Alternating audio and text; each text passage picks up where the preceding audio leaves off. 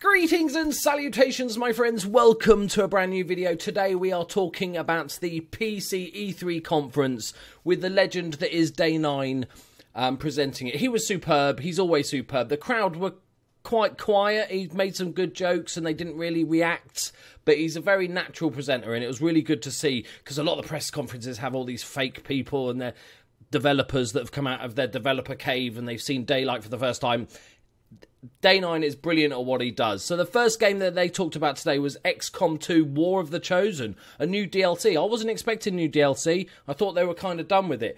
But it looks really interesting. They're talking about sort of 3 brand new champions that you have to fight. One's an assassin, one's a hunter, and one's a warlock. And I like the way, rather than, you know, you do missions and then you fight the boss and kill him, you actually see these guys a number of times. You might defeat them but not kill them, or they might defeat you. And then when you meet up with them later in a different mission, they're actually going to be more powerful because they've learned and everything. That looks really, really interesting. I'm definitely going to be playing that. You can also recruit 3 new factions into your XCOM, so you get brand new units. They said it was the most powerful units in the game so far. And zombies, because every game needs zombies, right? They're guys called the Lost, which are these humans mutated from these big cities that were destroyed when the Advent took over. And it looks really interesting because it's, rather than just a few units, they look like they're much more of a horde mechanic, sort of low health, stupid, easy to kill, but lots of them. And one of the interesting things was that they fight both sides. So they're going to go after the Advent just as much as they're going to go after you. And that's coming out on, I think it was August 29th, so not far away. I'm definitely going to be playing that game. The next thing they talked about was ooblets, which is what I'd imagine a bad acid trip to look like. It was this weird game of sort of cartoony graphics with customization, massive amounts of customization with the houses and your own character and everything. And you grow and look after these things called ooblets, which are these weird little misshapen creatures. They didn't really show much more about it, but maybe need more information. Then was a really exciting one for me. I'm a massive fan of Mech Warrior and Battletech and everything. So the new Battletech game's coming out, and it's a turn-based, which is great, mech game. It looks really, really interesting. One of the favourite things about those mech games for me was the fact that you've got these massive mechs that are 100 feet tall and everything, but rather than just, you know, you do X amount of damage to it and it's dead, it has various different points on its body, so you can blow off an arm or a leg or something like that, but it can continue on. It loses a weapon, but it fights on. That looked really, really interesting. They had a whole, you sort of start off on this sort of spaceship Hulk that you float around the galaxy. It looks quite open-worldy with all these different missions, and you can just explore, and there's quite a sort of story-driven bit to it. I think that looks really, really interesting. That's another one ticked on my must-play list. Then we saw a small amount of Mount & Blade 2 Bannerlord. It was just some sort of big fight scenes, really, and it was quite messy fighting, but it looked interesting. There was some horse combat and then some on-foot combat, but no more information about it. And then they talked about Total War Warhammer 2, which is coming out in 28th September, which is good. They obviously got the High Elves, which they've already announced. The Lizard Men, they've already announced. The Dark Elves, they've already announced. And there's one other race that's coming in the launch that they've not announced. I imagine it will be, I'm hoping, and I really imagine it will be Skaven. It could be some sort of chaos, but Skaven is my bet. They showed sort of one of the sort of fights and everything, but it's just basically more Total War Warhammer, lots of new units, lots of more races. It should be good. Can't wait for that. And then they talked about shadowverse card game called Wonderland Dreams. Good. It's a card game, innit? And it was all going well. So there's lots of nice games. Everything was going well. It was smooth. Day 9 was doing brilliantly. And then the whole thing was sponsored by Intel, and the guy from Intel came on, and that's where it went a bit. He was just using buzzwords. He was like throwing out buzzwords like confetti and talking about how good his games is. And then he talked about esports, and they're going to do a grand slam with £1 million prize.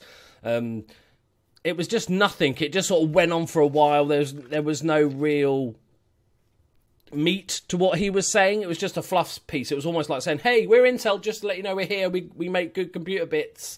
Yay. And so that was fine. It was a bit too long, but they got it out of the way. And then they showed, I think it was called Tunic, I think it was called. It was like an old school Zelda game. They didn't show much of it. And then Player Unknown came on to talk about Battlegrounds, and there's some really interesting updates coming to Battlegrounds, as well as working with the sort of server stability and fixing all that stuff. There's going to be 2D and 3D replays after the match, so you can watch your entire match history from anywhere on the map and see how you did. But the big thing for me was they're going to patch in things like climbing and vaulting over objects, jumping out of windows, weather, new guns, and all that sort of stuff. And movement is so important in these games, and being able to escape and close in on people, that's going to be really important. I love the idea of the weather. You know, really bad fog making sniping really, really difficult. That sort of thing changes the game. I think that excellent stuff. This guy knows what he's doing. It's good to see him finally get the game he deserves. And then we saw Tripwire Interactive, and they talked about their Killing Floor Incursion VR game, which I'm not a fan of VR at all, as you probably know, but it looks like a sort of shooting gallery. It looked like you ran a house, pointing your gun out a window, shooting zombies before they got in, baddies. Meh. And then they showed Killing Floor 2 DLC called Some Sideshow. It was brilliant. It was like, I wouldn't play this if you're scared of clowns. Do not play this game. But it was a brilliant trailer. It shows how to do trailers. It was hilarious. The guy commentating over it was brilliant. Lots of circus freaks and stuff going on and accidents. It was a very clever trailer, and it's free on Steam all week, starting tomorrow. So that's good. They're going to do these like weekly events with different stuff, like headshot onlys, or every time you get shot, you're made smaller, and every time you shoot an enemy, they're made smaller, and weird stuff like that, which keeps players coming back, which is good. Then they showed a brief bit on Forza 7, telling us that it's on PC, which is great. I might give it a go. 700 plus cars.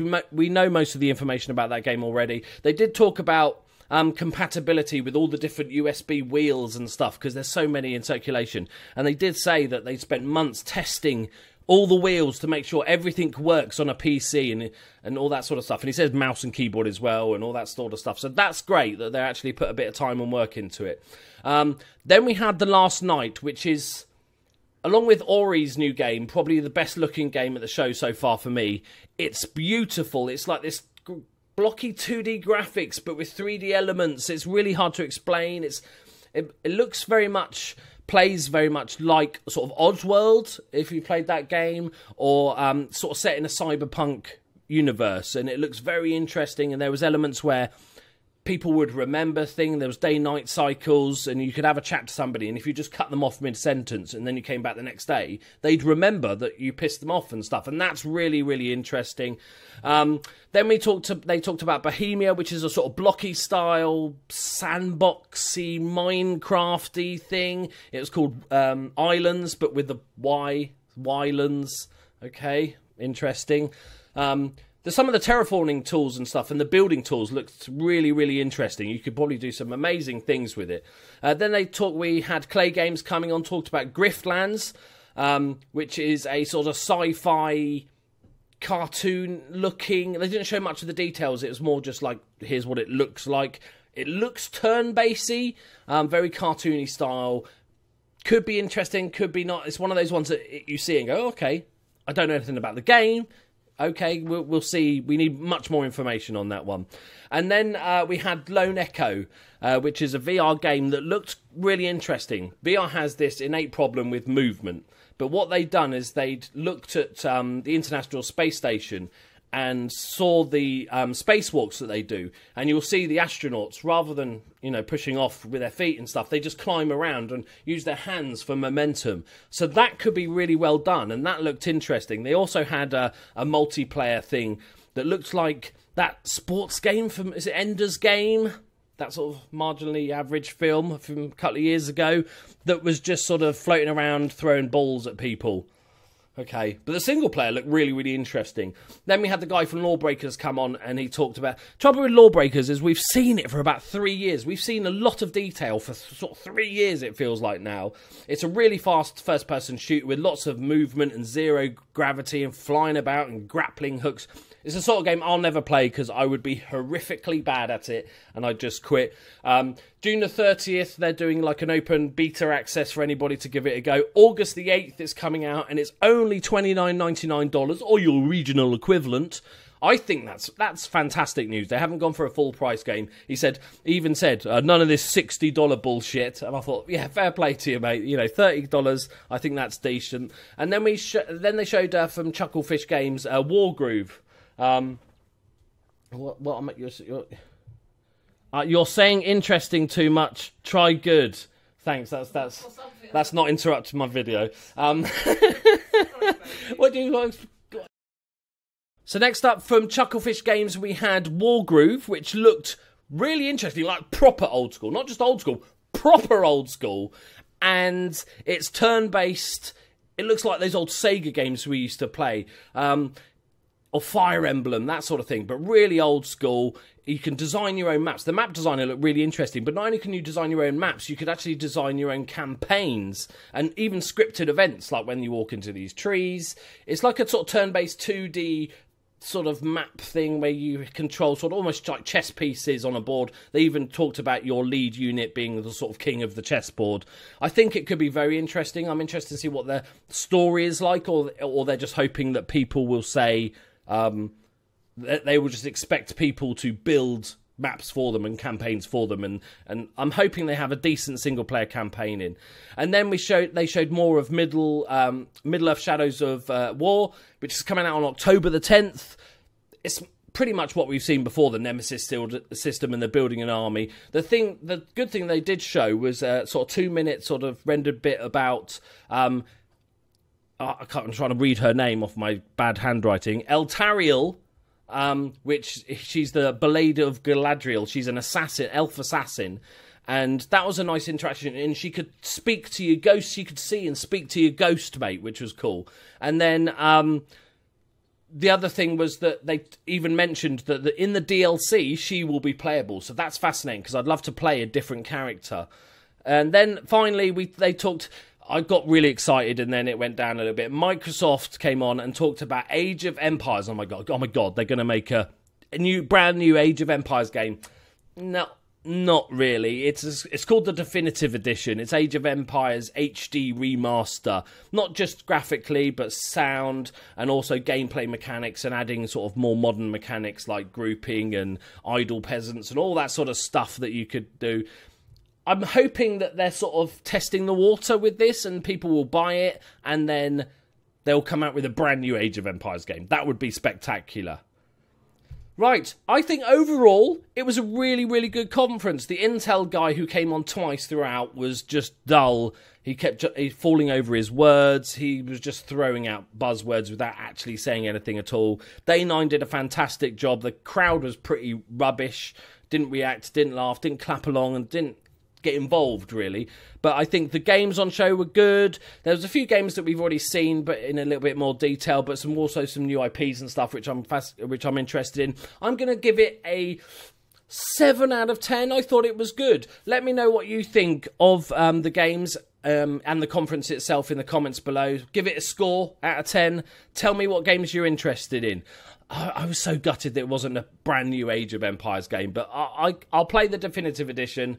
And hopefully they'll come out with it. They did sort of tease it a little bit that they might come out in August, I think, at another conference that they might sort of tell us more. But I'm really interested. I thought it was a really decent conference overall. It's getting bigger every year. The PC Gaming Conference has only been going a few years compared to the other ones. So hopefully it continues to grow and stuff. I'm glad they didn't talk too much about hardware and stuff because it's not really the place for it, I think. This is more about the games for PC gaming. You know, we can do the techie stuff another time.